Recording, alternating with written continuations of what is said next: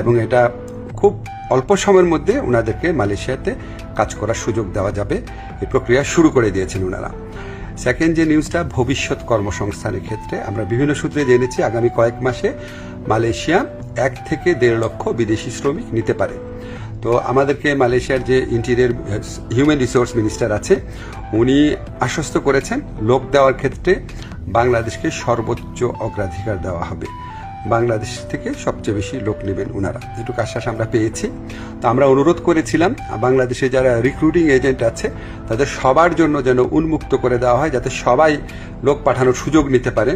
এটা আমরা অনেক ভালোভাবে বুঝিয়ে বলেছি, তো ওনারা বলেছেন ওনারা এটা ভালোভাবে বিবেচনা করে দেখবেন, আমাদেরকে অচিরেই ওনারা এই ব্যাপারে সিদ্ধান্ত জানাবেন। তো আমাদের একটা বড় অগ্রগতি যেটা হয়েছে, আমি মালয়েশিয়ার যে ইন্টেরিয়র মিনিস্টার আছে ওনাকে রিকোয়েস্ট করেছিলাম আমাদের শ্রমিকরা মাল্টিপল ভিসা পায় না, সিঙ্গেল এন্ট্রি পায়, অন্য দেশের শ্রমিকরা পায় মাল্টিপল এন্ট্রি।